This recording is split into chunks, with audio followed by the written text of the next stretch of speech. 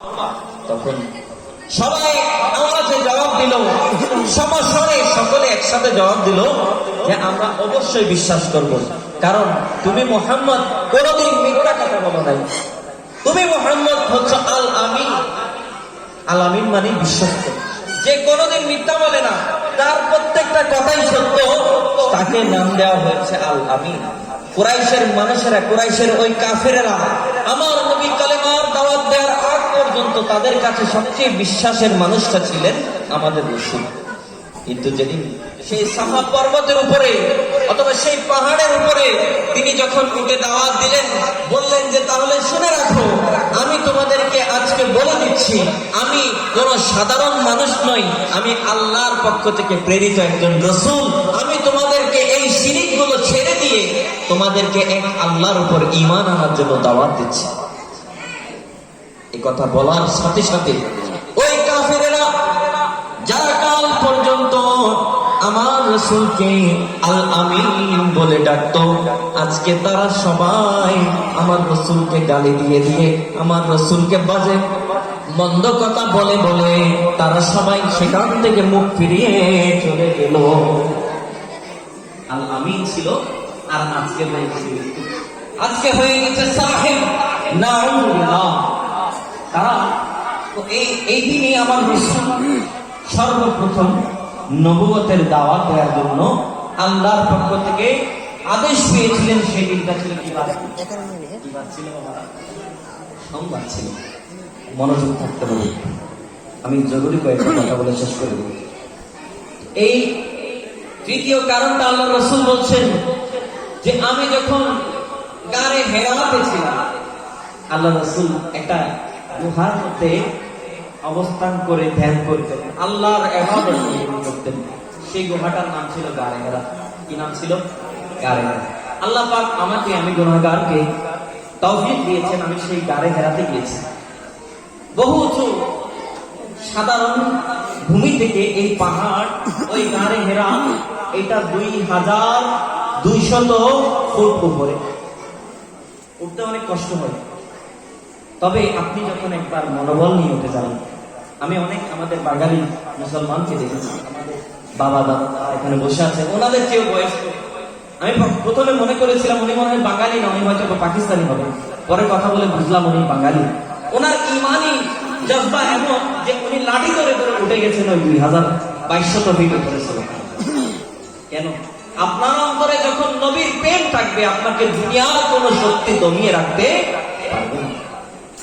আমরা যখন ওই গারে হেরাতে যাওয়ার জন্য পৌঁছেছি, ওখানে একটা গোষ্ঠীকে হয়তো কেউ টাকা দিয়ে নিয়োগ দিয়েছে, জানি না কারা দিয়েছে, মতবাদ প্রকাশ করার জন্য দিয়েছে।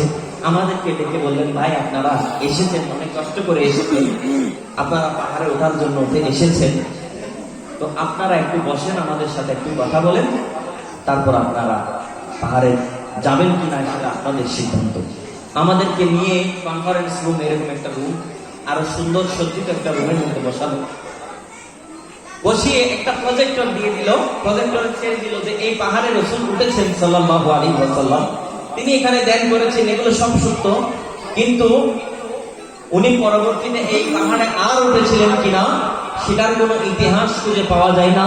এই পাহাড়ে কোন সাহাবী উঠেছিলেন কিনা সেটার কোনো ইতিহাস ওনারা খুঁজে পান না। তো বলছেন এই পাহাড়ে উঠতে গেলে মানুষ অনেক সময় অ্যাক্সিডেন্ট করে যায়, অনেক সময় আছাড় খেয়ে পড়ে যায়, অনেক মানুষ পড়ে গিয়ে আহত হয়েছে, নিহত হয়েছে। এবার এই পাহাড়ে ওঠার কোনো ফজিলত কোরআন হাদিসের মধ্যে নাই। তারা বলছে আমাদেরকে বলছে, আমরা অনেক হাদিস সাহেব আমরা ছিলাম, আমাদেরকে কতগুলো বই দিয়ে দিয়েছে এবং কিছু ভিজিটিং কার্ড দিয়ে দিয়েছে। বলছে এবার আপনাদের সিদ্ধান্ত যে আপনারা এই পাহাড়ে উঠবেন কিনা, এখানে ওঠার কোনো ফজিলত কোরআন হাদিসে নাই। আমরা তাদের সব কথা শুনলাম। তারা কিছুক্ষণ আমাদেরকে এই গরমের মধ্যে ফ্যানের বাতাস দিয়েছেন, শুকরিয়া আদায় করে আমরা তাদের বই সেই তাদের দরওয়াজার সামনে রেখে চলে গেলাম। যে পাহাড়ে আমার নবীজির কদম মোবারক পড়েছে, সেই পাহাড়ে বরকত আছে কিনা, ফজিলত আছে কিনা? আমার ঈমান বলছে অবশ্যই আছে। আমার ঈমান বলছে অবশ্যই এই পাহাড়ের ফজিলত আছে। কেমন ফজিলত? এই পাহাড়ের নাম আগে অন্য কিছু ছিল, যখন আমার নবীর কদম মোবারক ওই পাহাড়ে পড়েছে, এটার নাম হয়ে গেছে জবলে নূর। সুবহানাল্লাহ, নূর হয়ে গেছে। আলো হয়ে গেছে, আলো। যখন আমি মনে করেছিলাম যে রাত হয়ে গেলে হয়তো পাহাড়ের মধ্যে তো আর লাইটের ব্যবস্থা নাই, অন্ধকার হয়ে যাবে। আমি শুনেছি, আমি সেজন্য দিন থাকতে গিয়ে চলে এসেছি। কিন্তু আমার পরবর্তীতে যাওয়া একটা কাফেলা থেকে যখন শুনলাম তারা রাতে গিয়েছিল, আমি বললাম রাতে অন্ধকার ছিল না ভাই। বলছে আপনি এটা কি বলেছেন? আপনি একজন আলেম মানুষকে কি বলছেন? এটা জবালে নূর, এটা নূরের খনি, এখানে তো অন্ধকারের কোনো ছিটা ফোটা থাকবে না। ওনারা সেই অন্ধকারে উঠেছেন, রাস্তা দেখতে কোনো সমস্যা হয় না। আর তারা বলছে যে ওই পাহাড়ের তার কোনো ফজিলত নাই।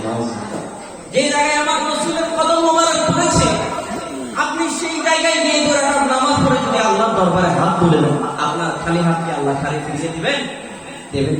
এটা অবশ্যই আমাদের ঈমান বলছে দেবেন না।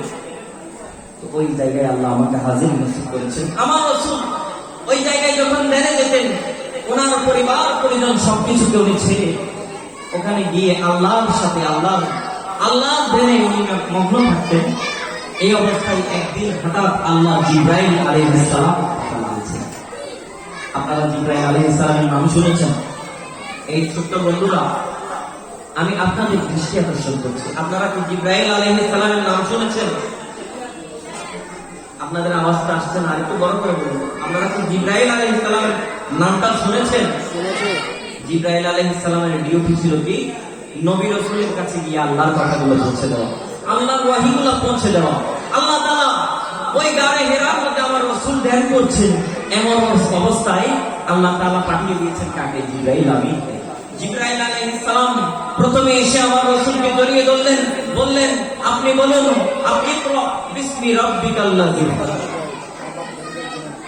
আমার রাসূল বলছে ইকরা। উনি আল্লাহর পক্ষ থেকে বলেন নাই, প্রথমে বলেছেন ইকরা।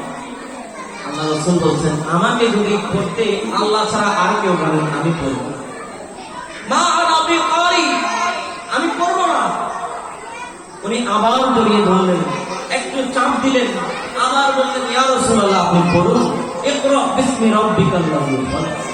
আমার রাসূল আবার বললেন মা আনা বিকারি, আমি পড়ব না, আমি পড়ব না। অনেকে এটা অর্থ করবে কি আমি পড়তে জানি না, নাউযুবিল্লাহ।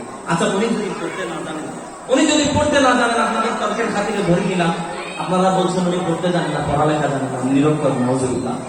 তো উনি যদি পড়তে না জানতেন তাহলে একটু পরে উনি কিভাবে পড়লেন? যখন জিবরাইল আমিন তিনবার এভাবে জড়িয়ে ধরলেন, তিনবারের পর যখন বলছেন ইয়া রাসূলুল্লাহ আমি আল্লাহর ওহী নিয়ে এসেছি, আল্লাহ বলছেন আপনি আমার মুখে মুখে বলুন ইকরা বিসমি রাব্বিকাল্লাযী খালাক। তখন আল্লাহর রাসূল ওনার সাথে সাথে জবান খুলে দিয়ে বললেন ইকরা বিসমি রাব্বিকাল্লাযী খালাক। তো এতক্ষণ যিনি বলছেন মা আনা বিকারি, উনি আবার বলছেন। তো এখানে রহস্যটা কি? রহস্য হচ্ছে ও জিবরাইল তুমি নিজ থেকে বলো না, তুমি বলো আল্লাহ বলেছেন, আল্লাহ পড়তে বলেছেন, আমি রাসূল অবশ্যই করব। সুবহানাল্লাহ। আল্লাহ তাআলাকে স্বয়ং আল্লাহ তাআলা আল্লাহর রাসূলকে স্বয়ং নিজেই শিক্ষা দিয়েছেন, নিজেই উনি জ্ঞান দিয়েছেন। আল্লাহ পাক পবিত্র কোরআনের মধ্যে ইরশাদ করছেন আর রহমান আল্লামাল কোরআন, আর রহমান আল্লামাল কোরআন। আর রহমান আল্লাহ, রহমান তিনি, আল্লামাল কোরআন তিনি ওনার বান্দায়ে খাস মুহাম্মদুর রাসূলুল্লাহ সাল্লাল্লাহু আলাইহি ওয়াসাল্লামকে উনি নিজেই কোরআন শিখিয়ে দিয়েছেন। এখন কোরআন শিখিয়ে দিয়েছেন তার অর্থ কি সব শিখিয়ে দিয়েছেন? অবশ্যই, কারণ আল্লাহ তাআলা বলেছেন যে এই কোরআনের মধ্যে আমি সব কিছু দিয়েছি, এটাকে আমি তিবয়ান লিকুল্লি শাইইন দিয়েছি। এই কোরআনের মধ্যে পৃথিবীর আদি থেকে অন্ত সব কিছু আমি আল্লাহ দিয়েছি। সুবহানাল্লাহ। যে আল্লাহ নিজে বলছেন যে আমি নিজেই রহমান আমার নবীকে কোরআন শিখিয়ে দিয়েছি, সেই নবী কি নিরক্ষর হতে পারেন? নাউযুবিল্লাহ। যারা বলেন আল্লাহ তাআলা তাদেরকে সঠিক বুঝ হেদায়েত নসিব করে দিন। আপনারা জানবেন যে তারা নিরক্ষর বলার একটা সূত্র হচ্ছে কি, তারা বলে তুমি কোনদিন লেখেন নাই। আপনারা যারা ইতিহাস পড়েছেন, পড়বেন, বা আজকে যারা শুনছেন তাদেরকে জানি যে আপনারা হুদায়বিয়ার সন্ধির নাম শুনেছেন। এই হুদায়বিয়ার সন্ধিতে আমার রাসূল সাল্লাল্লাহু আলাইহি ওয়াসাল্লামের নাম মুবারকটা সাহাবায়ে কেরাম যুক্তির শুরুতে লিখে দিয়েছেন। যুক্তির শুরুতে লিখেছিলেন। যখন এটা লেখা হলো তখন কাফেররা বলল আমরা এই যুক্তি মানি না, আমরা মুহাম্মদ রাসূলকে মানলে আমাদের এই এত যুদ্ধ তো হতো না, আমরা মুহাম্মদকে রাসূল মানি না। তখন আল্লাহ রাসূল বললেন, আলী এটা কেটে দাও।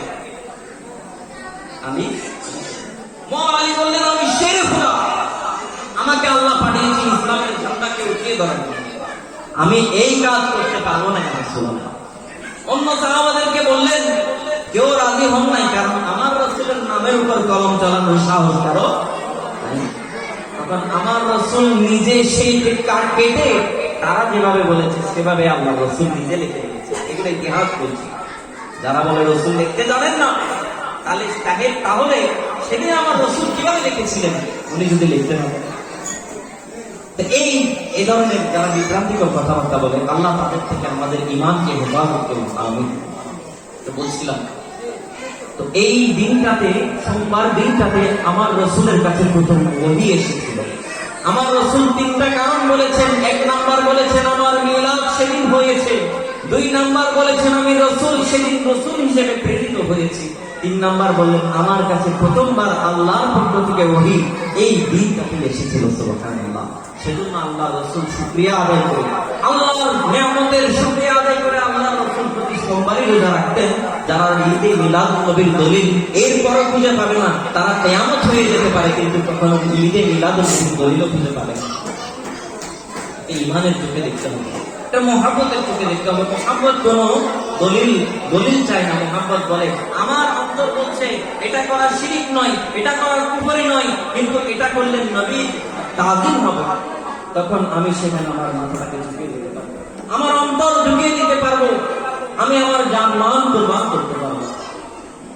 সম্প্রতি ভারতের জমিনে আমাদের রাসূল সাল্লাল্লাহু আলাইহি ওয়াসাল্লামের সামনে একজন বিধর্মী, একজন হিন্দু পুরোহিত পণ্ডিত, সে নাকি আমার রাসূলের সামনে বেয়াদবি করেছে। নাউযুবিল্লাহ।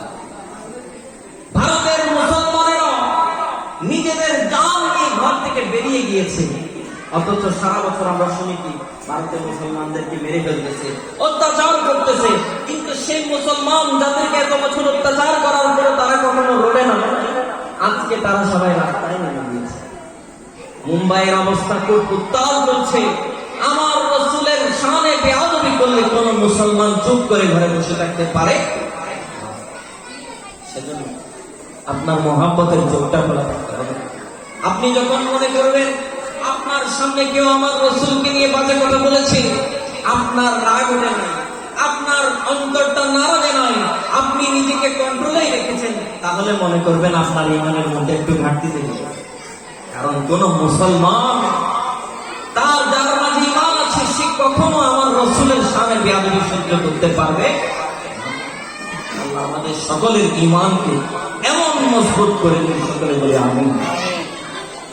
আমি আমার শেষ করে দিব আজকে মিলাদুন নবী। আমার রাসূলের জন্মের সময়, আমার রাসূলের জন্ম বললে ভুল হবে, কারণ উনি বিআসত হয়েছে। বিআসতের বাংলা শব্দ হচ্ছে ওনাকে প্রেরণ করা হয়েছে। উনি আগমন করেছেন। ওনার সেই আগমনের সময়টা কেমন ছিল জানতে মন চাই? কার কার জানার আগ্রহ আছে একটু হাতটা তুলবেন, তাহলে ইনশাআল্লাহ বলবো। তার আগে আমরা সবাই, এই যে আমাদের ছোট বন্ধুরা তারা হয়তো বা বিরক্ত হয়ে যাচ্ছে, সবাইকে একটু নাম করি। নূর वाला आया है, नूर लेकर आया है, नूर वाला आया है, नूर लेकर आया है, सारे आलम में ये देखो कैसा नूर छाया है। अस्सलातु वस्सलामु अलैका या रसूलल्लाह, अस्सलातु वस्सलामु अलैका या हबीबल्लाह। সবাই अस्सलातु वस्सलामु अलैका या रसूलल्लाह, अस्सलातु वस्सलामु अलैका या हबीबल्लाह। जब तक ये चांद तारे झिलमिलाते जाएंगे, तब तक जश्ने विलादत हम मनाते जाएंगे। नूर वाला आया आया है तारे आलम में, ये देखो कैसा नूर छाया है। अस्सलातु वस्सलामु अलैका या रसूल अल्लाह, अलैका या हबीब अल्लाह। আল্লাহ রাসূল সাল্লাল্লাহু আলাইহি ওয়াসাল্লাম ইরশাদ করেছেন, যে ব্যক্তি আমি নবীর উপর একবার দরুদ শরীফ পড়বে, আমি রাসূল বলছি, আমার নবুয়তের জবানে ঘোষণা করে দিচ্ছি, আল্লাহ পাক তার জন্য আল্লাহর দরবার থেকে 10টা রহমত নাযিল করে দেবে। আল্লাহ পাক শুধু 10টা রহমত দেবেন না, ওই ব্যক্তি যে আমার জন্য মুহাব্বত অন্তরে নিয়ে দরুদ শরীফ পড়বে, আমার আল্লাহ তার 10টা গুনাহ মাফ করে দেবে। এক একটা গুনাহ জন্য আমাদের কিয়ামতের ময়দানে আটকা পড়ে যেতে হবে। আমাদের মিজানের পাল্লাতে যখন নেকি উঠে যাবে, বদি উঠে যাবে, দেখা যাবে একটা নেকি কম একটা গুনাহ বেশি হয়ে যাওয়াতে আমাদের বদির পাল্লা ভারী হয়ে গেছে। আমরা যখন দুনিয়ার হায়াতে আছি, আমরা আল্লাহর কাছে যদি অন্তর থেকে মাফ চাই, আমরা যদি দরুদ শরীফ অন্তর থেকে পড়ি, আমাদের 10টা গুনাহ মাফ হয়ে যাচ্ছে ফ্রিতে। কোনো মেহনত করতে হচ্ছে? আমরা শুধু একটু কষ্ট করে বলছি কি, আমরা দরুদ শরীফ একটু কষ্ট করে পড়ছি, আর আল্লাহ তাআলা আমাদের 10টা গুনাহ মাফ চাওয়া ছাড়াই মাফ করে দিচ্ছেন। সুবহানাল্লাহ। শুধু এটুকু নয়, আল্লাহ রাসূল বলছেন, আমার যে উম্মত আমার উপর মহব্বতের সাথে একবার দরুদ শরীফ পড়বে, আল্লাহ তাআলা তার আমল নামার মধ্যে 10টা নেকি লিখে দিবেন। সুবহানাল্লাহ। শুধু নেকি লিখে দিবেন না, আল্লাহর দরবারে ওই বান্দার সম্মানটা 10 গুণ বেড়ে যাবে। সুবহানাল্লাহ। তো একটা দরুদ শরীফ আমাদের পড়তে মনে হয় 3-4 সেকেন্ড লাগে। আমরা সবাই সেজন্য একসাথে দরুদ শরীফ পড়ি। আসসালাতু ওয়াসসালামু আলাইকা ইয়া রাসূলুল্লাহ,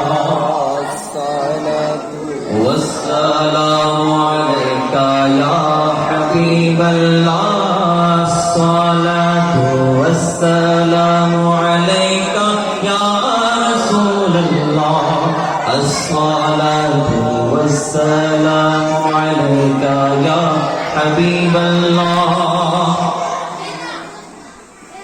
আল্লাহর হাবিব সাল্লাল্লাহু আলাইহি ওয়াসাল্লাম যখন এই পৃথিবীতে আগমন হচ্ছিল, 12 রবিউল ছিল, 12 রবিউল আউয়াল, আল্লাহর রাসূল এই দুনিয়ার জমিনে যে মুহূর্তে তাশরীফ আনছিলেন, তখন গভীর রাত চলে গিয়েছিল, সাদিক চলে এসেছিল।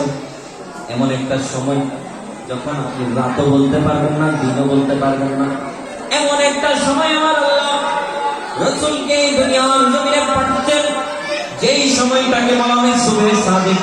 আমার মা আমেনা বলছেন, মা আমেনার ঘরের মধ্যে দেখছেন হঠাৎ কতগুলো মহিলা, বড় উঁচু বংশের বড় মর্যাদাওয়ালা মহিলা, যাদের উনি আগে কখনো দেখেন নাই, এই ধরনের কয়েকজন মহিলা ওনার ঘরে এসেছেন। উনি জিজ্ঞেস করেন, মা আপনারা কারা? আপনারা কারা? বলছে, আমি মা মরিয়ম এসেছি, ঈসা আলাইহিস সালামের আম্মা। আরেকজন বলছেন, আমি হাজেরা এসেছি, হযরত ইব্রাহিমের জওজা। এভাবে ওনারা এক একজন ওনাদের পরিচয় দিতে লাগলেন, যারা তখন দুনিয়ার হায়াতে ছিলেন না। আপনি বলতে পারেন ওনারা এসেছেন কিভাবে? আল্লাহর রাসূলের এই আগমনকে দুনিয়ার সাধারণ কোন ধাত্রীর মাধ্যমে হোক, সেটা আল্লাহ চান নাই, আল্লাহ সেজন্য নবী রাসূলদের মাদেরকে পাঠিয়ে দিয়েছেন। সুবহানাল্লাহ।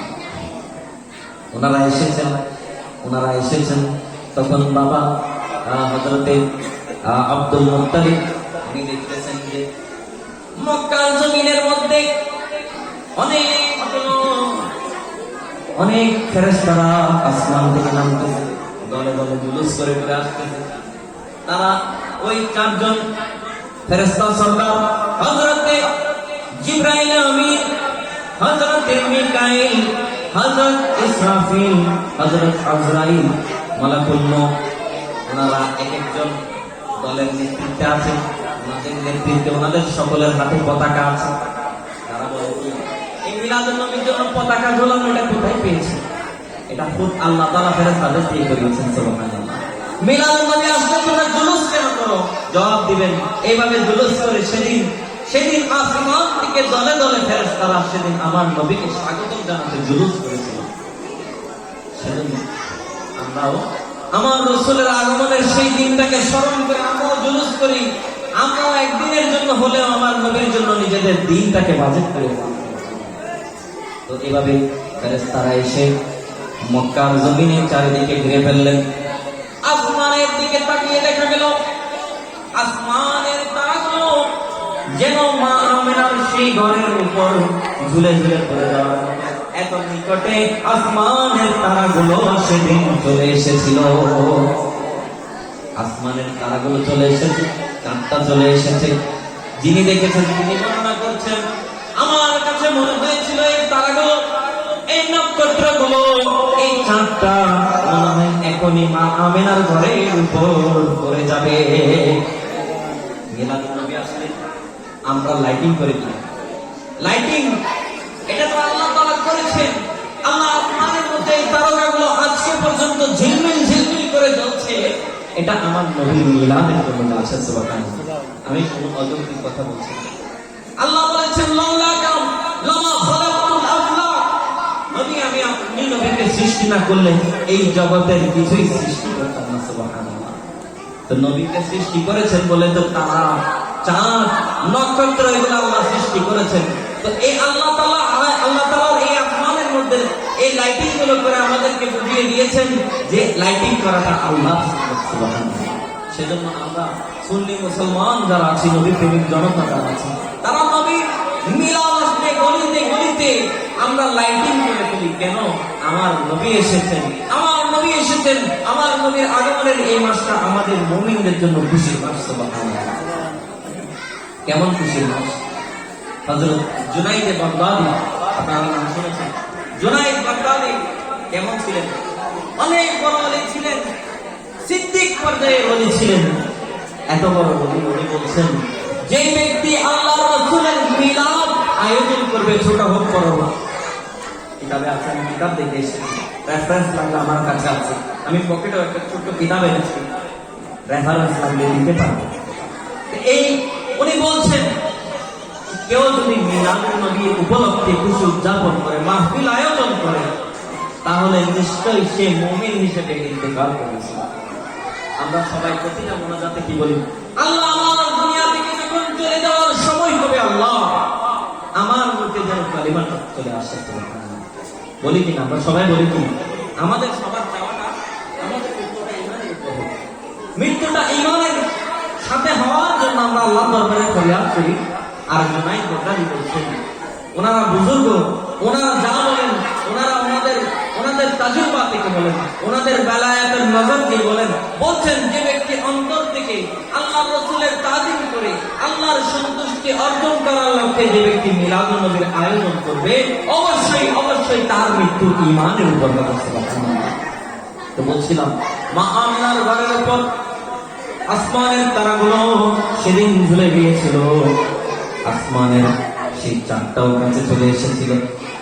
মা আমিনা বলছেন, আমার পেট থেকে যখন নবী মুহাম্মদ মুস্তাফা সাল্লাল্লাহু আলাইহি ওয়াসাল্লাম যখন দুনিয়ার জমিনে ভূমিষ্ঠ হলেন, হঠাৎ আমি আমিনা দেখতে পেলাম আমার পেট থেকে এমন একটা নূর বের হয়েছে, যে নূর, এমন একটা আলো, নূরের বাংলা হচ্ছে কি আলো, এমন একটা আলো, এমন একটা জ্যোতি আমার পেট থেকে বের হয়েছে, যেই আলোটার মাধ্যমে, যেই আলোটা এত শক্তিশালী ছিল যে আমি মক্কার জমিনে বসে, মা আমিনা বলছেন, আমি শাম সিরিয়ার সেই রাজপ্রাসাদগুলো দেখে ফেলেছি।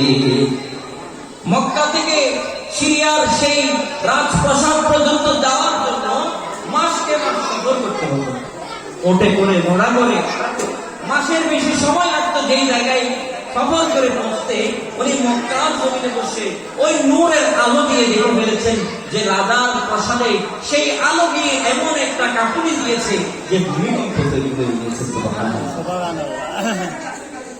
ওনার পেট মোবারক থেকে সেদিন আমার রাসূলের নূর মোবারক বের হওয়ার কারণে উনি যদি মক্কার জমিনে বসে ওই সিরিয়ার ওই শাম দেশের রাজপ্রাসাদগুলো দেখতে পান, তাহলে যেই নবীর কারণে, যেই নবীর মা হওয়ার কারণে উনি এই সম্মান পেয়েছেন, সেই নবী কি মদিনায় বসে আমাদেরকে দেখছেন না?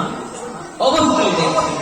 আমাদের প্রত্যেক জনের আমলগুলো ওনার কাছে প্রতিটা জুমা রাতে উপস্থাপন করা হয়। উনি আমাদের আমলগুলো দেখেন, উনি আমাদের আমলগুলো দেখেন, সবাই জ্ঞান করবেন, উনি আমাদের আমলগুলো দেখেন।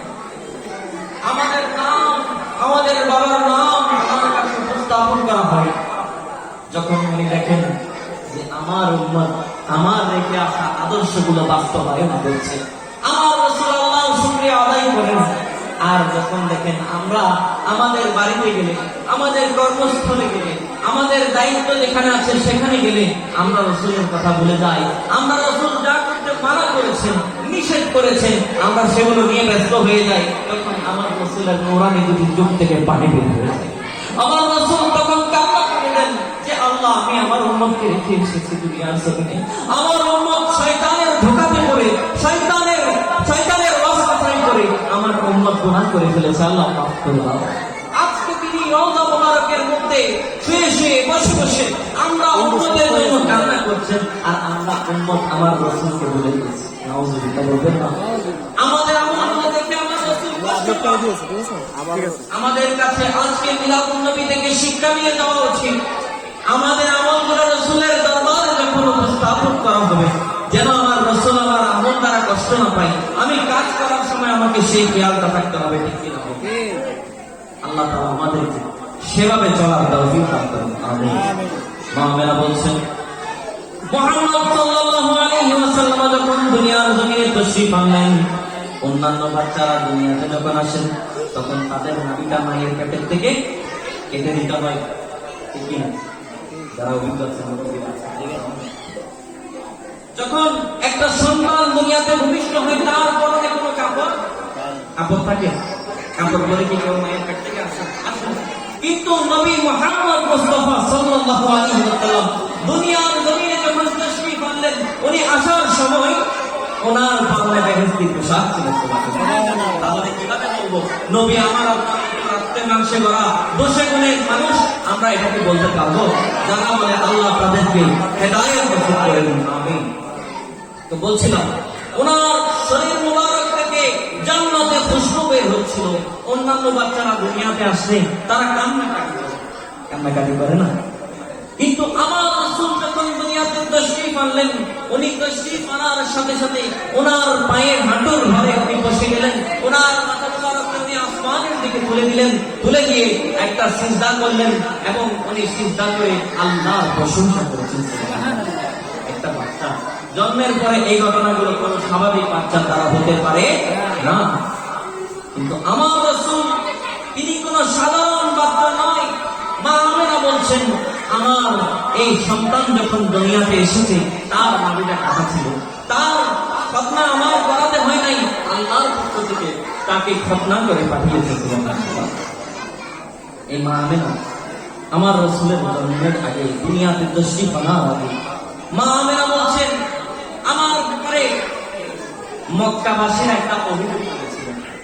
আমার স্বামী আব্দুল্লাহ উনি ইন্তেকাল করেছেন, আমি বিধবা মহিলা।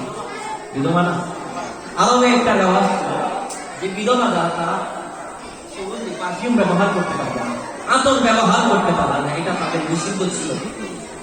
মক্কাবাসী দাদা আব্দুল মুত্তালিবের কাছে অভিযোগ আনলেন যে তোমার ছেলের বিধবা হওয়ার পর সে কেন সুগন্ধি ব্যবহার করছে, তাকে তার বিচার করো। তুমি তো সবার শাসন করো, তুমি সবার বিচার করো, হে আব্দুল মুত্তালিব নিজের ছেলের বউয়ের বিচার তাকে করো। এখন হযরতে আব্দুল মুত্তালিব উনি ডাক দিলেন, আমেনা ব্যাপার কি, তোমার নামে এই অভিযোগটা কেন আসছে? তখন মা আমেনা বললেন একটু সময় দিন। উনি ওনার মুখ থেকে একটু করে থুতু মাটিতে ফেলেন, ওনার সেই থুতু থেকে এমন সুগন্ধি বের হলো যে আব্দুল মুত্তালিব অবাক হয়ে গেল যে আমেনা এটা কি? থুতু বুঝলাম না, তুমি ফেলেছো থুতু, আমরা থুতু ফেললে কি হয়? গন্ধ বের হয়, আমাদের থুতু থেকে সুগন্ধ আছে নাই, কিন্তু মা আমেনা থুতু মুবারক ফেললেন। চারিদিকে সুগন্ধে ভরপুর হয়ে গেল, তখন উনি বললেন যে হুজুর, আমার শ্বশুর আব্বা, আপনি আমাকে যেটার জন্য ডেকেছেন আমি কখনো কোনো সুগন্ধি ব্যবহার করিনি আব্দুল্লাহ মারা যাওয়ার পর থেকে।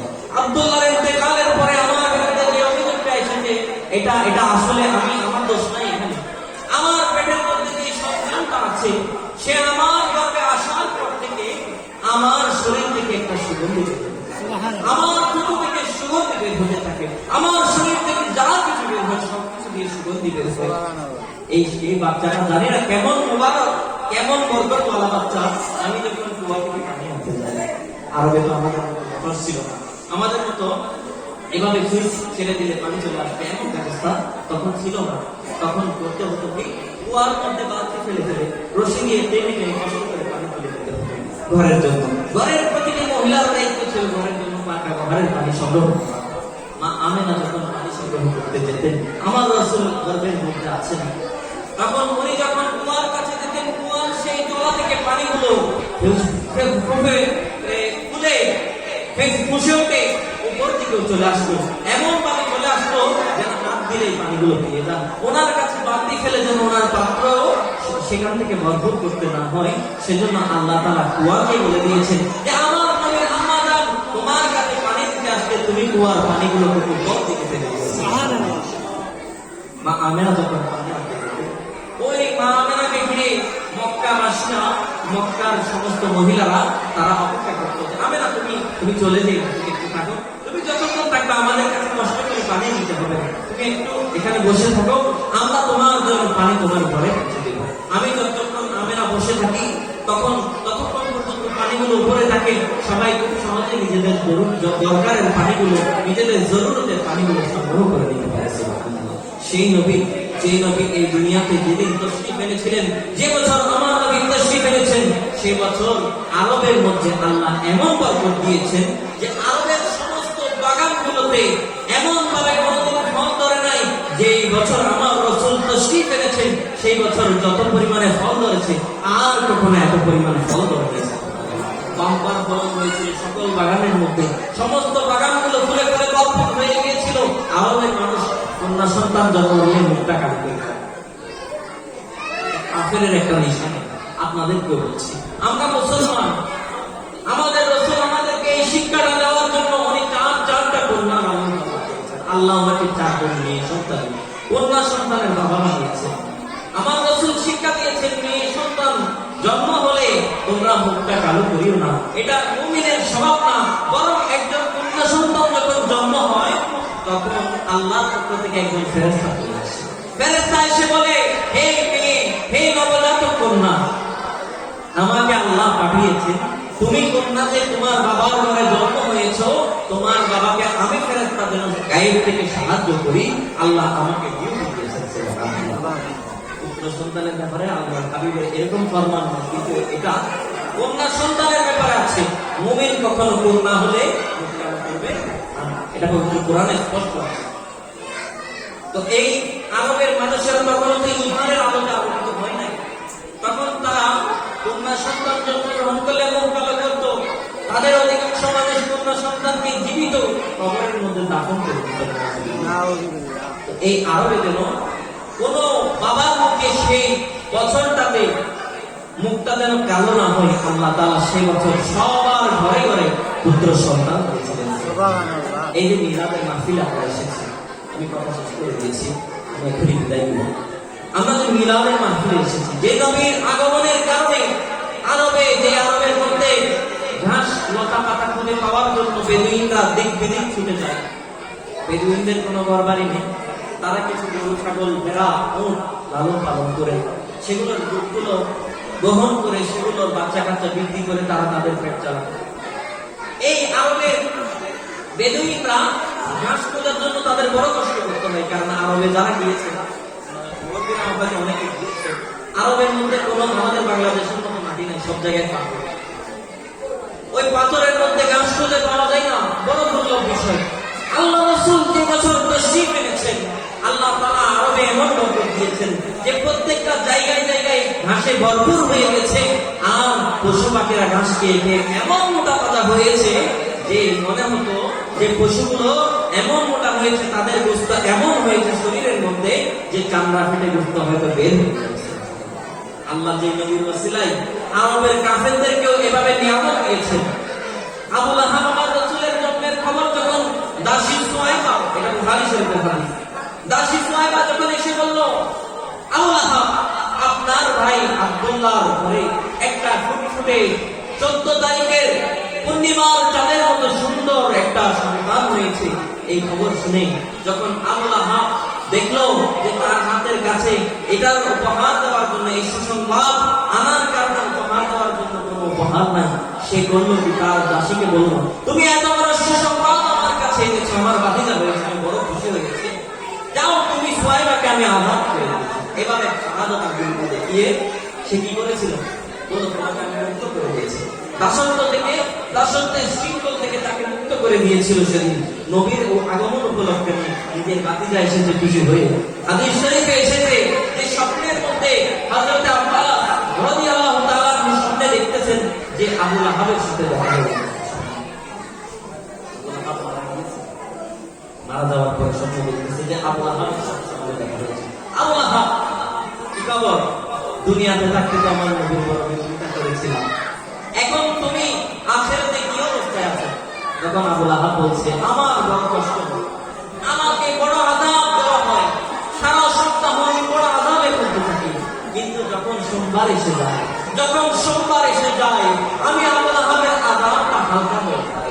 আমি আবু লাহাবের এই আঙ্গুল যেটা সেদিন আমি সুহাইবাকে আঘাত করেছিলাম নবীর আগমন উপলক্ষে, আমার ভাতিজার আগমন উপলক্ষে, বরং কোন নবীর উপলক্ষে নয়, মিলাদুন নবীর জন্য নয়, আমার ভাতিজার জন্য, আমি সেই নবী সেটা জানার আগে তাকে মহব্বত করেছি, নবী জেনেছি, তার বিরোধিতা করেছি, তাকে আমি পাথর মেরেছি, রক্তাক্ত করেছি, আমি সেই আবু লাহাব আমার ভাতিজার খুশিতে সেদিন যখন সুহাইবাকে আমার আগুন দেখে আযাদ করে দিয়েছি, আমি আজকে কবরের এই জগতের মধ্যে এতগুলো আযাবের মধ্যে সোমবারের আযাবটাও হালকা হয়ে যায়, আর সোমবার আমার সেই আঙ্গুল থেকে একটা মধুর পানি বের হচ্ছে, যে মধুর পানিটা খেলে আমার সারা সপ্তাহের সমস্ত কষ্ট দূর হয়ে যায়। মিলাদুন নবী পালন করে যখন একজন কাফের আল্লাহর দয়া থেকে বঞ্চিত হয় না, আমরা সবাই এখানে এসেছি, বসেছি, আজকের মিলাদুন নবীর যারা আয়োজন করেছেন, যারা এসে বসে শরীক শামিল হয়েছেন, আমাদের সকলকে নিশ্চয়ই আল্লাহ তাআলা এটার প্রতিদান দিবেন। আল্লাহ তাআলা আমাদের সকলকে এটা উত্তম প্রতিদান দান করুন, আমিন। ওয়া আখিরু দাওয়ানা আনিল হামদুলিল্লাহি রাব্বিল আলামিন। রব্বি সাল্লি ওয়া সাল্লিম ওয়া বারিক আলাইহি। আসসালামু আলাইকুম।